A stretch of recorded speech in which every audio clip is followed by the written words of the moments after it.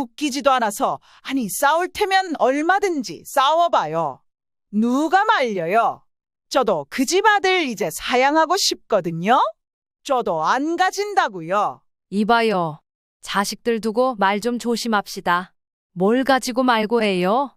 그렇게 따지면 우리도 그쪽 딸내미요. 저도 안 가집니다. 사람들 붙잡고 물어보라고. 누구네 집이 더 처지는지. 애초에 집이며 뭐며 다 얹어주고 결혼시키려고 했으면 그 짝들도 자기네 수준은 아는 거면서 지금 우리 아들 무시할 짬인가요? 뭐야? 보자 하니까 이 노인네가 진짜. 나만 노인이에요? 그쪽은 나이 비슷하게 안 먹었냐고. 외관만 멀쩡하면 뭐해 속은 못되게 늙었는데. 하여간 현실적인 얘기를 해봅시다. 아마 그쪽보단 내가 더 계산이 빨리 되는 것 같은데요. 처음 아들이 곱디 고운 예비 며느리를 집에 데려왔을 때만 해도, 그리고 상결례장에서 안사돈이 자기네 건물 자랑을 할 때만 해도 박영자 씨는 이런 그림을 조금도 상상해보지 못했습니다. 그저 아직도 철없고 걱정되는 내 아들과 참하고 야무진 아가씨가 연을 맺고 결혼을 한다니 가슴이 벅차고 고마울 뿐이었죠. 박 씨는 본인이 유난이 아니라 모든 걸 숨긴 저쪽 집이 불구덩이라고 생각했습니다. 어디 내놔도 꼴릴 것 없는 아들은 아니지만 이런 취급을 받을 그릇은 아니었기 때문입니다. 박 씨는 올해로 71세가 되었고 34세 된 외동아들이 있습니다. 아들은 평범한 직장인으로 생활하고 있는데 어릴 때부터 늦둥이 외아들이라 너무 귀하게 키워서인지 집안일은 거의 손대지 않습니다. 빨랫감은 던져놓기 일쑤고 직장 일 외에는 집과 축구 외에는 별로 관심이 없는 성격입니다. 그래서 박 씨는 아들의 결혼을 어떻게 해야 할지 늘 걱정이 많았습니다. 박 씨 부부는 70대에 접어들면서 남편은 경비원으로 박 씨 본인은 건물 청소 일을 하며 생활비를 벌어왔습니다. 두 사람은 아들을 대학까지 보내며 최선을 다해 키웠지만 결혼에 대해서는 아들이 별로 관심이 없어 보였습니다. 그럴 때마다 한숨이 나오는 게 당연했습니다. 몇 번의 주선을 통해 아들의 결혼을 시도해봤지만 아들이 마음에 들어하지 않아서 다 무산되었습니다. 박 씨는 결혼이 쉽지 않겠다는 생각이 들었습니다. 한 번은 나이도 좀 어리고 무던하게 직장을 다니는 아가씨를 만난 적이 있었는데 그 아가씨 역시 아들이 크게 관심을 보이지 않아 그 인연도 끝나버렸습니다. 박 씨는 이 녀석이 평생 혼자 살면 어쩌나 하는 걱정이 점점 커졌습니다. 혼자 남겨질까봐 결혼할 마음이 없는 아들을 보면서 속이 타들어갔습니다. 아들이 좋은 직장에 다니고 있긴 하지만 집안일 하나 제대로 하지 않는 아들이 과연 결혼을 잘할 수 있을까 하는 의문이 커졌습니다. 이런 모습을 요즘 아가씨들이 좋아할지 결혼 후에도 며느리감에게도 미움받지 않을지 그런 걱정들을 하며 남의 집 자식들 결혼식에나 다니며 씁쓸한 마음으로 축하를 해주곤 했습니다. 그러던 어느 날 아들이 갑자기 결혼하겠다고 선언했습니다. 엄마, 저 결혼할 사람 생겼어요. 조만간 데리고 올게요.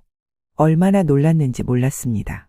그동안 결혼에 관심이 없던 아들이 이런 말을 하다니 놀라면서도 반가운 마음이 들었습니다. 누구를 만난다는 얘기조차도 들어본 적이 없었는데 아무튼 그런 걸 가릴 때가 아니었습니다. 얘기를 들어보니 상대는 아들보다 2살 연상으로 깍듯하고 성격도 좋은 아가씨라고 했습니다. 그리고 드디어 예비 며느리가 우리 집에 처음 방문했을 때 첫인상에 있어서는 완전히 만족했습니다. 예비 며느리는 과일 바구니를 사와서 손수 과일을 깎아주고 살림에 대해 하나하나 물어보았습니다. 어머님, 이걸 써도 될까요? 이렇게 물어보며 나를 도와 함께 주방을 떠나지 않고 주방 살림살이를 하나하나 조심스럽게 물어보는 태도가 참 인상적이었습니다. 박 씨는 속으로 생각했습니다. 평생 데리고 키운 우리 아들은 저런 걸 신경도 안 쓰는데 이 아가씨는 참 손도 야무지구나. 그렇게 꼼꼼하게 살림을 챙길 모습이 참 믿음직스러웠습니다. 예비 며느리는 비록 우리 아들보다 나이가 많다고 하지만 그렇게 외관으로 크게 차이가 나진 않았습니다. 게다가 박 씨나 남편에게 아주 깍듯하게 예의를 차리는 모습이 정말 마음에 들었습니다. 어머님, 사과를 이렇게 자르며 참 예쁘더라고요. 제가 요리하는 걸 좋아해서요. 과일을 깎아주면서도 이처럼 살뜰하게 말을 걸어오는 모습이 참 예뻤습니다. 박 씨는 속으로 흐뭇하게 웃으며 생각했습니다. 그래, 아들이 참 괜찮은 아가씨를 데려왔구나. 요즘 아가씨들 같지가 않고 싹싹하고 더는 볼 게 없겠네. 그런데 예비 며느리가 인사를 하고 간 뒤 저녁쯤 남편이 불쑥 말을 꺼냈습니다. 나도 괜찮다고는 생각하는데 암만 해도 나이 많은 며느리라 좀 걱정되네. 우리 아들이 나이가 더 많았으면 좋겠는데 말이야. 당신도 알잖아. 우리 형이 나이 많은 형수님 만나서 평생 기 죽어 살았던 거. 남편은 그런 부분에서 꽤 보수적인 편이었습니다. 박 씨는 남편에게 말했습니다. 아이고, 뭘 걱정해요. 요즘은 나이가 몇 살 더 많다고 큰 문제가 되겠어요? 중요한 건 사람이잖아요. 게다가 저렇게 예의 바르고 싹싹한데 이 정도면 충분히 좋은 며느리감이지요. 말이 나왔으니 말이지 우리 아들은 저렇게 야물딱진 아가씨를 만나야 해. 뭘 더 따져요? 그렇게 남편을 설득했지만 남편은 여전히 조금 불만스러운 표정을 지었습니다. 그래도 나이 많은 며느리라니 요즘 결혼을 다들 늦게 한다지만 나중에 아기 갖는 문제는 어쩌려고 그런데. 나는 적어도 우리 아들 녀석보다 한 살이라도 어린 며느리감을 만나는 게 좋은데 말이야. 남편은 혼잣말처럼 계속 중얼거렸습니다. 그런데 그걸 듣고 아들도 기분이 상했는지 대답했습니다. 아버지, 나이 많은 게 무슨 문제가 있어요? 저는 정말 이 사람이 좋고 잘 맞는다고 생각해요. 그리고 애기 문제야. 그런 얘기는 아직 안 해봤지만 생기면 감사한 거고 아니면 어쩔 수 없죠. 요즘 누가 그렇게 애를 다 낳고 사나요? 자기 인생 즐기며 사는 거지. 예끼 이 녀석아. 결혼했으면 자식을 낳아서 키워야지 그게 무슨 소리야. 너는 태어나서 너랑 닮은 네 씨 한 번도 보고 싶지 않냐? 여자 쪽에서 그런 말 하면 몰라도 남자인 네 놈이 먼저 자식 필요 없다 소리를 하면 어떡해. 하지만 아들과 대화 분위기가 점점 나빠지자 남편은 그 이상 아무 말도 하지 않았습니다. 사실 박 씨는 예비 며느리가 나이가 많다는 부분에 대해 염려를 하지 않았던 건 아니지만 그렇게 크게 신경 쓰지는 않았습니다. 요즘은 다들 이렇게 결혼하는데 나이 한두 살 차이쯤이야. 나이 들어서라도 결혼하겠다는 게 얼마나 예뻐. 애기도 다들 늦게들 낳는데 그건 그때 가서 결정하면 되지. 이런 생각을 했던 것입니다. 그리고 외모도 화려하고 잘 차려입은 예비 며느리를 보면서 그래, 우리 아들이 이 정도 아가씨를 만나면 장가 잘 가는 거지 라고 스스로를 다독였습니다. 게다가 이후 예비 며느리는 연락도 자주 해왔고 모든 부분에서 믿음직스럽게 말했습니다. 어머니, 결혼식 준비는 저희들이 알아서 할게요. 상견례도 곧 약속 장소와 다 결정해서 연락을 드릴게요. 이런 모습을 보며 늘 애같고 철없게 느껴지는 아들에 비해 차분하고 어르스런 며느리의 모습이 좋게 보였습니다. 또한 아들 역시 결혼을 준비하면서 행복해 보였고 예비 며느리와도 잘 지내는 것 같았습니다. 계속 떨떠름하다 끌리지 않는다고 반기를 드는 남편의 반대에도 불구하고 박 씨는 아들의 결혼을 축복하며 그들이 행복하게 잘 살기를 바랐습니다. 그리고 드디어 상견례 날이 다가왔습니다. 아들보다 더 긴장한 박 씨와 남편은 미리 자리에 앉아 기다렸습니다. 잠시 후 예비 사돈 부부가 고급스러운 옷차림을 하고 나타났습니다. 예비 사돈 부부는 첫인상부터 당당해 보였고 대화를 나누면서도 자신감이 넘쳤습니다. 우리 딸이 외동딸이에요. 그래서 저희 부부가 참 소중히 키웠지요. 예비 사돈은 환한 미소를 지으며 딸 자랑을 늘어놓았습니다. 딸이 하나뿐이라 애지중지 키웠다 보니 저희가 원하는 건 딸이 좋은 남자 만나 잘 사는 것뿐이에요. 남편이 여전히 마음이 시원치는 않은지 그렇게 달갑지 않은 표정을 지었지만 그런 남편을 대신해 박 씨는 일단 분위기를 적당히 맞추며 대답을 했습니다. 그러면서 예비 사돈이 말을 이어갔습니다. 저희는 상가 2개를 소유하고 있는데요. 사실 저희 딸이 결혼하면 건물 4층에서 살게 하고 싶습니다. 그리고 4층에 사무실도 하나 준비할 생각이에요. 아드님께서 하실 사업이 있으시면 언제든지 쓰셔도 돼요. 어차피 그런 용도로 비워놓은 것이거든요. 이 말을 듣자마자 남편의 표정이 굳어졌습니다. 남편은 고개를 갸웃거리며 조심스럽게 물었습니다. 건물 4층이라뇨. 그럼 우리 아들은 그쪽 건물에서 사는 건가요? 예비 사돈은 당연하다는 듯 웃으며 대답했습니다. 아유, 그럼요. 4층에서 신혼을 시작하면서 편하게 살 수 있도록 모든 걸 지원할 겁니다. 신혼집도 결혼식도 모두 저희 집에서 전폭적으로 지원할 계획이에요. 보통 집은 남자 쪽에서 해온다고 하지만 그럴 게 있나요? 정 그러시면 가전 정도만 채워주시는 게 좋을 것 같아요. 남편은 저를 슬쩍 쳐다보더니 처음으로 입을 열었습니다. 말씀이야 감사하고 참 대단하게 느껴집니다만. 결혼이란 게 서두르는 게 아닌데 너무 급하게 진행하는 건 아닌지 걱정되네요. 일단 한쪽이 너무 기우는 것 같아서 부담이 되는 것도 사실이고요. 예비 사도는 남편의 말을 듣고 곧장 답했습니다. 기운다니요. 그런 걱정은 안 하셔도 돼요. 사실 저희 딸도 이제 나이가 있어서 결혼을 서두르게 된 거예요.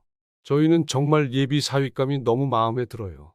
그러니 저희도 모든 걸 지원하겠다고 결정한 것이고요. 박 씨는 남편을 설득하기 위해 말을 꺼냈습니다. 그래, 여보. 일단 애들끼리 좋다고 하고. 그 외 조건은 다시 얘기 나누면 되겠지.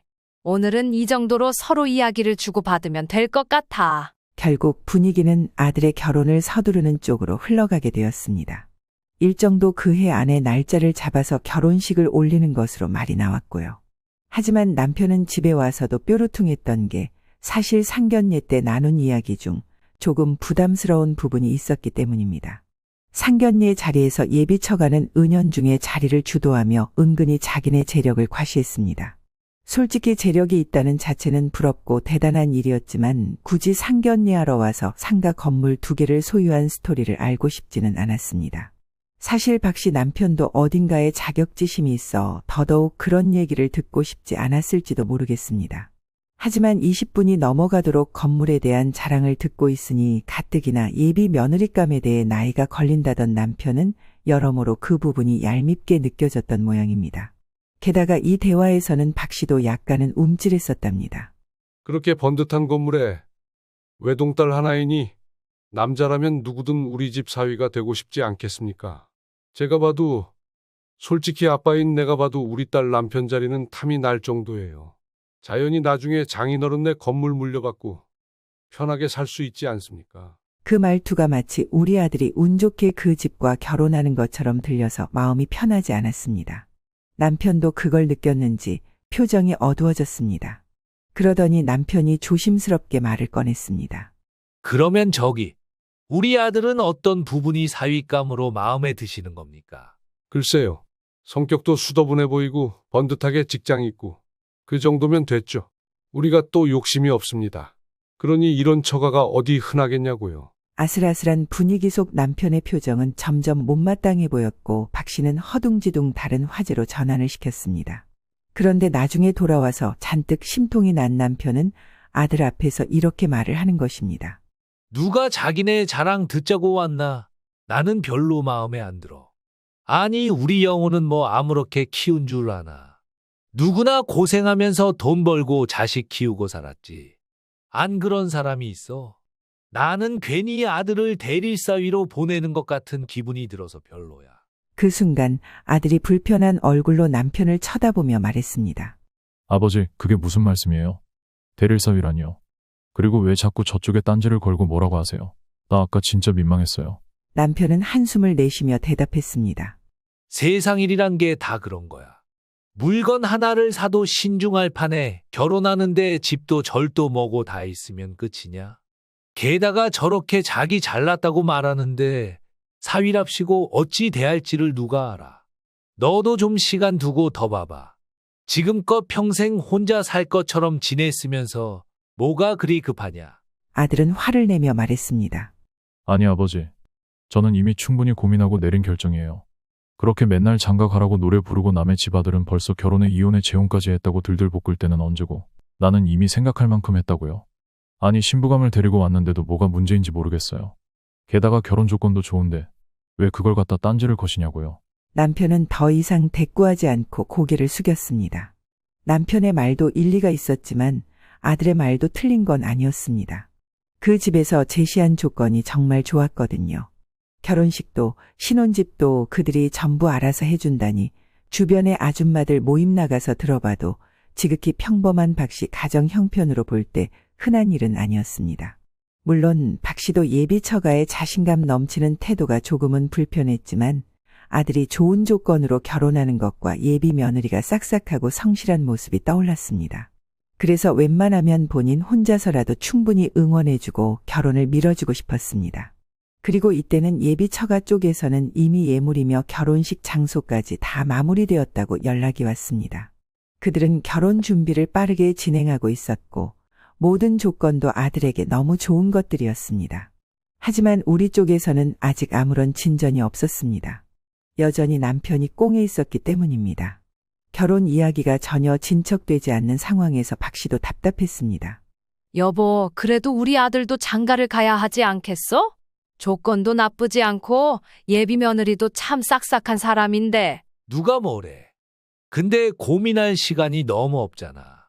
나는 저 녀석 장가 간다는 말을 이번에 처음 들었는데 대뜸 6개월도 안 남겨두고 결혼식장을 잡는다니 뭐 보통 놀라운 상황이어야지. 이처럼 남편은 끝까지 반대하며 아들과 마찰이 생겼습니다. 박 씨는 평소에 건물 청소 일을 다니면서 다양한 상가, 오피스, 공공기관 등을 방문하는 경험이 있었기 때문에 그쪽 처가의 건물도 한번 직접 확인해보자는 생각을 하게 되었습니다. 아들이 살게 될 환경이 어떤지, 신혼집이 들어갈 건물이 어떤 상태인지 직접 눈으로 봐야 마음이 놓일 것 같았기 때문입니다. 남편이 계속 결혼을 반대하는 상황 속에서 박 씨라도 나서야 한다고 생각했습니다. 예비 처가에서 제안한 조건들이 정말 좋은 것이라면 남편도 반대만 하고 있을 게 아니라 조금은 이해할 여지가 생길 것이라고 생각했습니다. 그래서 어느 날 박 씨는 아들에게 그 건물의 주소를 물어보고 직접 가보기로 마음먹었습니다. 아들, 네가 살게 될 그 건물 주소 좀 알려줘라. 상가 2개 중 하나라고 했지. 거기 엄마가 직접 가서 한번 보고 싶어. 아들은 처음엔 왜 굳이 엄마가 가냐며 조금 의아해했지만 결국 주소를 알려주었습니다. 엄마, 뭘 굳이 미리 보러 가요? 그냥 제가 알아서 할 테니까 신경 안 쓰셔도 돼요. 하지만 박 씨는 아들에게 말했습니다. 그래도 엄마가 너 장가 가는 집인데 한번 봐야지. 그냥 가서 건물 상태나 환경이 어떤지 보고 올게. 아버지 설득도 좀 할 겸 말이야. 이렇게 아들이 신혼집으로 들어가게 될 건물의 상태나 환경을 직접 확인하고 남편에게도 보여주면 상황이 조금은 풀릴 것 같았습니다. 고집쟁이 남편도 결혼에 대해 너무 부정적인 입장만 고수하지 말고 현실적으로 상황을 고려해 줄 필요가 있다고 생각했죠. 그렇게 박 씨는 결심을 하고 그 건물을 방문하게 되었습니다. 건물에 도착해서는 한번 둘러보고 남편에게 이야기해 줄 생각으로 꼼꼼히 살펴보았습니다.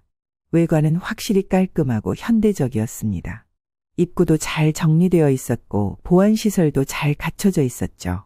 이 정도면 아들이 신혼집으로 살기에 나쁘지 않겠다는 생각이 들었습니다. 건물은 1층부터 6층까지 있었는데 1층에는 마트가 있고 2층에는 학원이 자리 잡고 있었습니다. 3층에는 회계 사무실이 있었고 그 외에 4, 5, 6층은 원룸과 주거 공간으로 이루어진 것 같았습니다. 깨끗하고 정돈된 모습에 여기서 신혼을 시작해도 되겠다는 안도감이 들었습니다. 박 씨는 자신이 다니는 다양한 건물들과 비교해봐도 꽤 괜찮은 건물이라고 생각했습니다. 외관도 깨끗하고 내부도 잘 정돈되어 있었기 때문에 아들이 이곳에서 신혼을 시작하는 것도 나쁘지 않겠다고 여겼습니다. 게다가 1층에 있는 마트, 2층에 자리 잡은 학원, 3층에 있는 회계 사무실 등 안정적인 업종들이 들어서 있어 건물 관리도 신경을 많이 쓰는 것 같아 보였습니다. 박 씨는 이 정도면 남편에게도 충분히 보여줄 만하다고 생각했고 예비 처가에서 아들에게 제안한 조건도 다시 생각해보니 그리 나쁜 것은 아니라고 느꼈습니다. 그렇게 집으로 돌아갈 준비를 하던 박 씨는 마침 1층에 있는 마트에 들르게 되었습니다. 남편이 저녁에 국수가 먹고 싶다고 한 게 생각났고 그냥 지나치지 않고 국수라도 사서 들어가야겠다는 생각이 들었기 때문입니다. 마트로 들어가 국수를 고르던 박 씨는 그때 우연히 마트 주인으로 보이는 여자가 남편으로 보이는 사람과 대화하는 소리를 듣게 되었습니다. 여기 손녀 오면 주려고 사탕 챙겨놨어. 당신이 워낙 귀여워하니 나도 챙겨놓게 되네. 박 씨는 그 말을 듣고 잠시 미소를 지었습니다. 할아버지가 손녀를 사랑스럽게 생각하는 이야기인 것 같았고 그러면서 무심히 양념 종류를 고르던 중 이상한 부분을 발견하게 되었습니다. 바로 뒤이어 나온 대화 때문이었습니다. 그 녀석이 좀 귀여워야지. 제 엄마보다는 자기 할아버지를 닮았는지 볼이 통통해. 그래. 근데 당신 여기 건물주가 손녀 데리고 마실 다닐 때는 얘기하기 어려우니까 나중에 손녀 없이 혼자 왔을 때 가게 얘기를 좀 하자고. 그 말을 듣고 박 씨는 조금 이상한 느낌을 받았습니다. 손녀? 건물주? 이게 무슨 말이지? 박 씨가 생각하는 선에서 여기 건물주인은 본인의 예비처가 부부였고 그런 부부에게 손녀라는 단어는 어울리지 않았기 때문입니다. 있을 리가 없고 있어서도 안 되는 단어였고 그래서 처음에는 잘못 들었겠지 하고 다시 양념을 고르기 시작했습니다.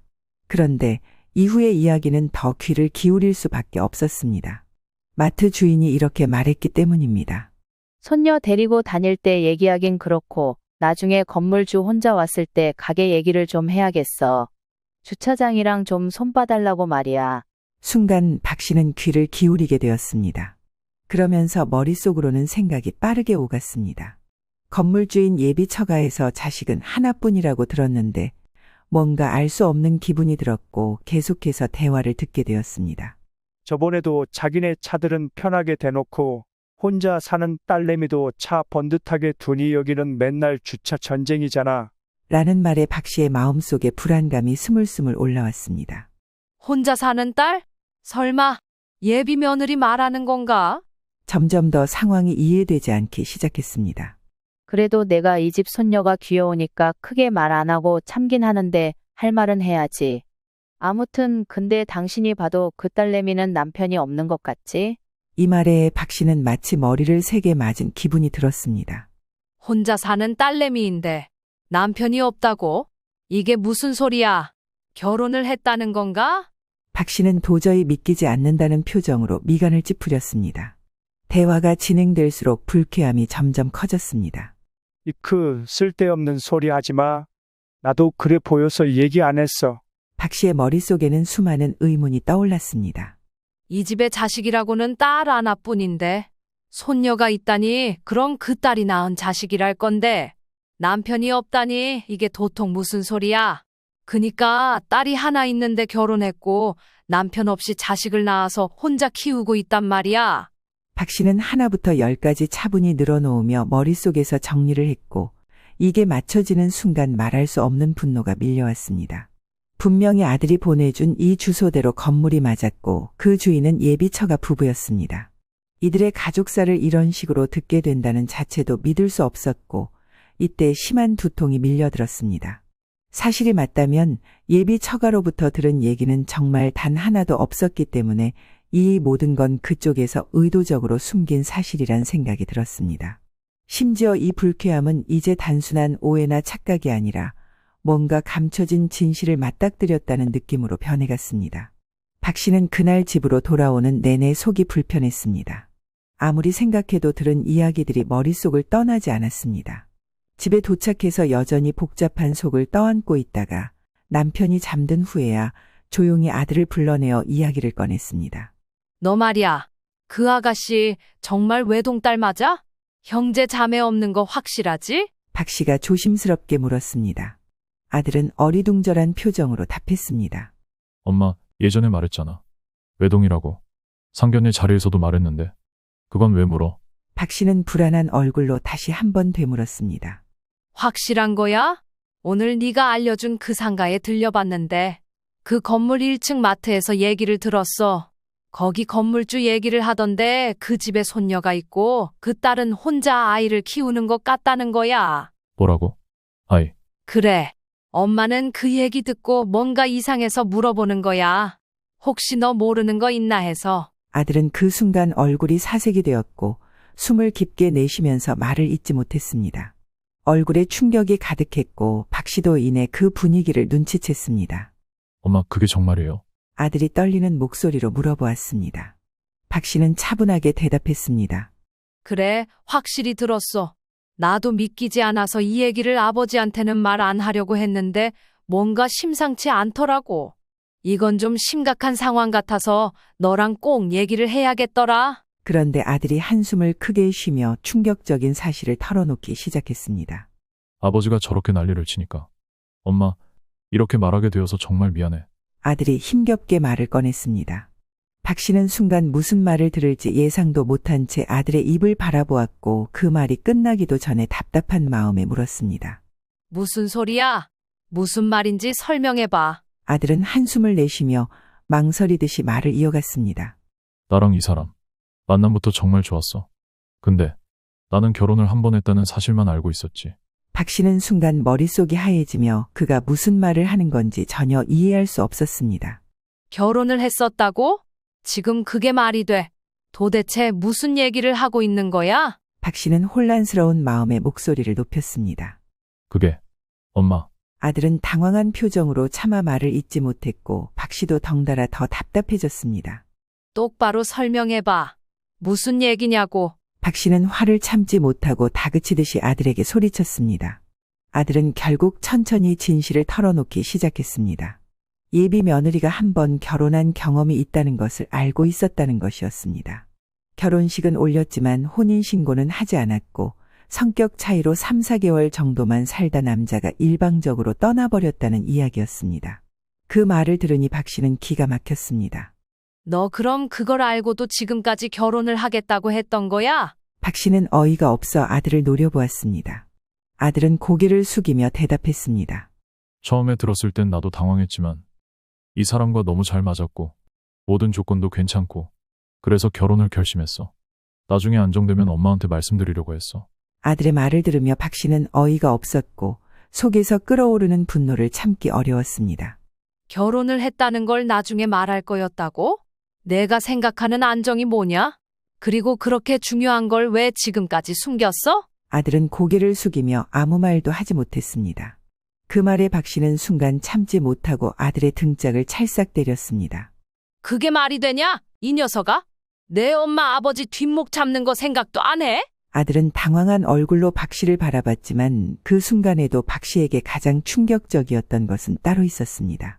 바로 아들이 전혀 몰랐던 사실, 자식 여부였습니다. 아들은 혼란스러운 얼굴로 말을 더듬으며 이어갔습니다. 나한테는 아이가 없고 혼인신고도 안 했고 결혼 안 한 거나 마찬가지라고 했어. 그래서 나한테 미안하다고 하면서 부모님께는 언제 말씀드리는 게 좋겠냐고 했거든. 그런데 엄마 말 들어보니 아이가 있다는 거야. 박 씨는 그 말을 듣고 더 이상 할 말을 찾지 못한 채 멍해졌습니다. 아들도 적잖이 충격을 받은 얼굴로 박 씨를 쳐다보고 있었고 상황은 점점 복잡해졌습니다. 박 씨는 몹시 혼란스러웠습니다. 이 상황이 믿기지 않았고 예비 며느리와 그 집안이 우리에게 숨긴 것이 무엇인지 정확히 알아봐야겠다는 생각이 들었습니다. 너 이제 어떡할 거야? 진짜 결혼할 거야? 그 집 얘기 들어보니 손녀가 꽤 크다던데 너 그만한 애 아빠 될 준비가 돼 있냐? 이제 보니 다 지원해준다는 것도 애 아빠가 필요해서 그러는 거 아니야? 어떻게 할 거야? 박 씨는 아들을 다그쳤습니다. 아들은 고개를 절레절레 흔들었습니다. 나도 자신이 없어요, 엄마. 결혼도 안 해봤는데 갑자기 누군가의 애를 키운다는 게 너무 부담돼요. 게다가 나는 이 부분은 전혀 몰랐어. 왜 나한테 이 사실을 숨긴 거지? 결국 박 씨는 더는 참을 수 없어 예비 처가에 직접 전화를 걸어 사실을 말하라고 요구했습니다. 이 결혼은 모르겠다고 선언했는데 예비 처가는 뻔뻔하게도 그걸 받아들일 수 없다고 했습니다. 이미 결혼식장 다 예약했고 이제 와서 물을 수는 없어요. 얘네들 정말 잘 살 수 있을 건데 손녀는 우리가 데리고 있을 테니 그냥 덮고 지나갑시다. 절대 안 된다고 박 씨가 난리를 치고 화를 내자 이제 안 사도는 말을 에둘러 거짓말까지 했습니다. 근데 나는 우리 딸이 한 번 다녀온 거야 당연히 그쪽에서도 아시는 줄 알았는데요. 이제 와서 이런 반응이니 좀 당황스럽네요. 그게 말이 돼요? 알긴 뭘 알아요? 그걸 알았으면 우리가 상견례 자리 나가지도 않았어요. 게다가 외동딸이라고 다들 그쪽 집 사위 되고 싶어 했다. 이런 조건이 어딨냐면서 초혼인 척 했잖아요. 누가 그걸 재혼하는 집이라고 알아듣냐고요? 그러자 안사도는 같이 따지면서 반박했습니다. 그게 뭐요? 나는 거짓말한 게 하나도 없어요. 우리 딸 외동딸 맞고 이전 사위도 우리 집 사위 되고 싶어서 그렇게 욕심낸 거 맞아요. 근데 우리가 마음에 안 들어서 내쳤다고요. 솔직히 말이 나왔으니 말인데 그쪽도 그렇게 우리 성에 차는 건 아니에요. 박 씨는 너무 기가 막혔습니다. 그쪽 아드님 학력이나 경제력, 집안을 봐도 우리 집 같은 처가를 만나기 쉽지 않잖아요? 우리 건물도 다녀가셨다니 더 잘 아실 것 아니에요. 일반 집에서 비빌 수 있는 수준이 아니라고요. 그러니 너무 그렇게 세게 나오지 말란 얘기죠. 손녀도 우리가 다 데리고 키울 거고 그쪽에 부담 안 줄 테니 걱정 마시라고요. 하지만 박 씨는 도저히 그 말을 믿을 수 없었습니다. 여태껏 애 엄마가 키웠다고 하더니 갑자기 새 결혼했다고 할머니, 할아버지가 키운다는 게 말이 돼요? 아이 진짜 그럼 어떻게 하라는 거예요? 우리는 최대한 성의를 보였고 싫으면 말아요. 그쪽 집에서 이런 조건을 어디서 또 만날 줄 알아요. 우리 딸이 결혼 안 했고 애 없었으면 그쪽 거들떠도 안 봤을 거예요. 그 말에 더 이상 참을 수 없었던 박 씨는 남편에게 이 사실을 말했습니다. 남편도 크게 분노하며 그것 봐라, 내가 이상하다 하지 않았냐 하면서 결국 파혼을 결심하게 되었습니다. 그 후 박 씨는 아들을 통해 파혼 의사를 전달했습니다. 그리고 아들에게 강경하게 말했죠. 네가 이 상황에서 강하게 밀고 나가지 않으면 엄마 아빠는 아들 없는 셈 치고 살 거야. 그 집 가서 대릴사위로 남의 애 키우면서 그 집 아들처럼 살아라. 평생 너랑 죽을 때까지 안 본다. 그러자 아들은 그동안 많은 것을 느낀 듯 이렇게 말했습니다. 아니야, 엄마. 이 결혼은 하지 않을 거야. 하지만 반대로 예비 처가에서는 뻔뻔하게도 결혼식 비용, 신혼여행 예약 비용, 그리고 아들에게 주겠다던 사무실 세입자를 받지 않은 것까지 모든 손해를 배상하라고 울음장을 놓기 시작했습니다. 이 내용은 예비 며느리를 통해 전달되었고 그 깍듯하고 똑떨어지게 굴던 며느리 역시 적반하장으로 나왔습니다. 파혼으로 너무 상처를 입어서 저도 식음을 전폐한 상태고 엄마 아빠 너무 속상해하시고 알아누우셨어요. 모든 걸 배상받고 싶네요. 이처럼 예비 처가는 우리 쪽에서 멋대로 결혼을 취소한 탓에 그들도 큰 충격을 받았다며 이에 대한 손해배상을 요구했습니다. 박 씨는 이 부분에 대해 강하게 반발했습니다. 결혼식 비용을 물어내라니 우리도 손해배상 소송을 걸고 끝까지 가보죠. 지들이 잘 살면 우리는 앉아서 당해야 하나? 아주 괘씸한 종자들이네. 박 씨는 변호사와 마주 앉아 조심스럽게 상황을 설명했습니다. 예비 처가에서 결혼도 했고 아이가 있다는 사실을 숨기고 결혼을 진행하려 했어요. 그게 드러나서 결국 파혼하게 됐는데 그쪽에서 결혼 비용과 정신적 손해배상을 청구하겠다고 하네요. 저희가 돈을 줘야 하나요? 아니면 우리가 받을 배상은 없는 건가요? 변호사는 잠시 생각한 후 말했습니다. 중대한 사항인 자녀 존재를 숨긴 건 결혼 계약에 큰 하자가 된 겁니다. 결혼이라는 신뢰관계를 파괴한 것으로 보이니 이 결혼을 취소하거나 파혼할 충분한 이유가 있습니다. 상대방이 결혼 비용이나 정신적 손해배상을 청구하더라도 그들의 은폐 행위 때문에 파탄이 난 만큼 청구가 인정될 가능성은 낮습니다. 박 씨는 안도의 한숨을 쉬며 물었습니다. 그럼 저희 쪽에서는 배상받을 수 있는 부분이 있나요? 변호사는 고개를 끄덕이며 말했습니다. 네, 결혼 준비에 들어간 비용이 있다면 배상받을 수 있습니다. 예물 준비, 결혼식 예약 등 준비 과정에서 지출된 비용을 청구할 수 있습니다. 오히려 그쪽에서 청구하는 것보다 이쪽에서 배상 청구할 근거가 더 강합니다. 박 씨는 변호사의 말을 듣고 마음이 한결 가벼워졌습니다. 그리고 상담 결과를 예비처가 측에 전달했습니다. 그쪽에서 결혼 준비를 다 했고 우리는 돈 들어간 게 없죠. 그러니 이대로 끝내면 되겠지만 만약 더 걸고 넘어진다면 나도 가만히 있지 않겠어요. 그리고 박 씨는 이어서 따졌습니다. 말 그대로 그렇게 큰 건물 갖고 계시는 분들이 그리고 그렇게 딸 소중하고 이 집 사위 될 사람은 복 받은 거라고 말하시는 분들이 본인들 돈 좀 있다고 벅벅거리면서 우리한테 이렇게 못되게 굴면 저도 할 수 있는 한 법으로 싸워볼 거예요. 참네. 웃기지도 않아서 아니 싸울 테면 얼마든지 싸워봐요.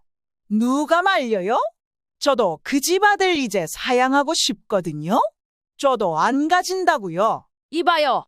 자식들 두고 말 좀 조심합시다. 뭘 가지고 말고 해요? 그렇게 따지면 우리도 그쪽 상처받을까 말 안 했는데 한번 다녀오고 자식 있는 것도 숨긴 며느리 우리도 마찬가지예요. 저도 안 가집니다. 집이며 뭐며 다 얹어주고 결혼시키려고 했으면 그 짝들도 자기네 수준은 아는 거면서 지금 우리 아들 무시할 짬인가요? 보자 하니까 이 노인네가 진짜. 나만 노인이에요? 그쪽은 나이 비슷하게 안 먹었냐고. 외관만 멀쩡하면 뭐해 속은 못되게 늙었는데. 하여간 현실적인 얘기를 해봅시다. 아마 그쪽보단 내가 더 계산이 빨리 되는 것 같은데요. 그러자 안사돈은 화가 나선지 할 말이 없는 건지 일단 입을 다문 상태였습니다. 우린 잃을 게 없지만 그쪽은 소위 잃을 거 많은 사람들이잖아요. 한번 다녀온 자식 상대 쪽에 숨기고 몰래 재혼시키려고 했던 것 여기저기 소문나면 그 좋은 건물이며 당신들이 그렇게 자랑하는 그 외동딸한테 좋을 게 뭐가 있나요? 말 많은 건물에 말 많은 예비 처가까지 누가 장가가려고 하겠냐고요. 뭐야, 진짜? 당신 말 다 했어? 진짜 뭘 안다고? 정말 소중하고 지키고 싶다면 그 넘치는 부와 안 어울리는 역겨운 짓은 좀 그만하시는 게 좋겠네요. 나도 건물 청소 다니면서 여기저기 돌아보니 말 돌고 도는 거 보통 무서운 거 아니던데요. 하여간 나는 분명히 말했어요. 조용히 지나가자고요. 그런데도 난리치시면 저도 가만히 있지는 않을 거예요. 아이고, 무서워 죽겠네. 뭘 어쩔 건데요? 나도 정신적 손해배상 청구하고 내 아들과 우리 집 두고 모욕한 것에 대해 가만히 있지는 않을 겁니다.